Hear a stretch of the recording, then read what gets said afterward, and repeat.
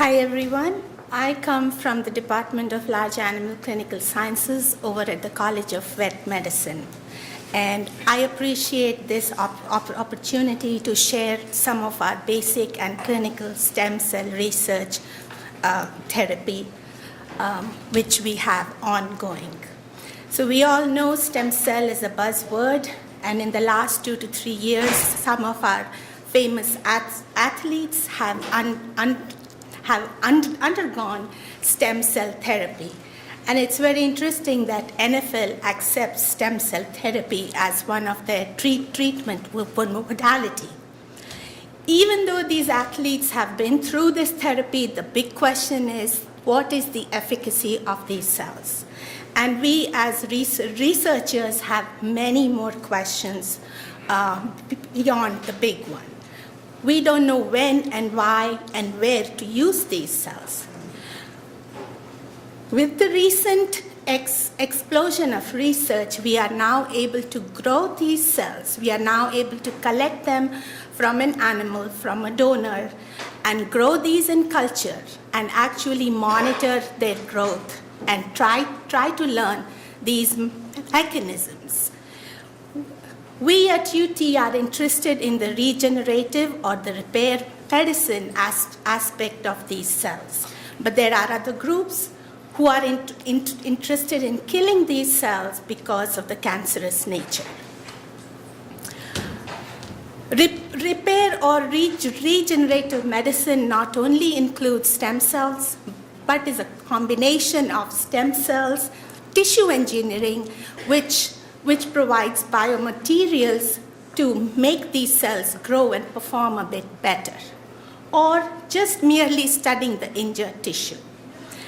Stem cells are of two types, the ES or the embryonic stem cells, which we do not work with due to the ethical issues. We work with the adult stem cells, which can be isolated from any adult tissue. A cell is termed as a stem cell if it has the property of self-renewal. That is, when it divides, it gives rise to more. It can be put into any tissue and can be triggered to form a cell type of that tissue. We work with adult stem cells, and we can extract them from the bone marrow, peripheral blood, muscle, you name it, any adult tissue. And it can be triggered given the right cues and signals to form a different cell type. We have 3 germ layers as an important part of our development. And each of these 3 germ layers give rise to cells and tissues of very specific type. We term the stem cells, the adult stem cells that we use, we term them as mesenchymal stem cells because they have the potential to give a tissue which originates from the mesenchyme or the mesodermal germ layer. So when we work in the lab, we need to identify and characterize these cells before we can use them in any clinical application. And we do that by using specific gene and protein markers. The mesenchymal stem cells are the adult stem cells which have been successfully used, at least in a lab, and currently there are many active clinical trials ongoing using these adult stem cells.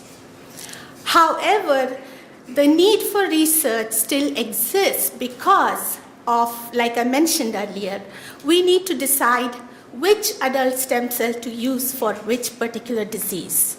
What should be the source? We should use an adult donor or we should use a younger donor. These are the questions that we face every day. So in the Department of Large Animal Clinical Sciences, it is all about the horse. And we work with isolating, identifying, and then using stem cells derived from the bone marrow of a donor horse. We process that in our tissue culture lab, and in a matter of 2 hours, we have a heterogeneous population of cells, which then, when given the right cues and the right conditions, they grow and they give us a relatively homogeneous prep, which is positive for some of the stem cell markers as shown in number 2. And in vitro, in a tissue culture setting, they are able to form a cartilage, a bone, and a fat cell. This is the gold standard for testing the function of a stem cell. Using these criteria and these characterizations, we are currently looking at some complex disease models in a horse, which involve the corneal damage and a wound model. Whereas in the clinical practice, we are currently using them for bone and tendon damage. We are also working with other groups to find good biomaterials, meaning scaffolds, which can be biodegradable and support the cell growth and proliferation. We also would like to identify some imaging methods when we introduce these into the animal. And of course, none of this is complete with the wonderful group of both clinical and the research team that I work with here at UT. Thank you.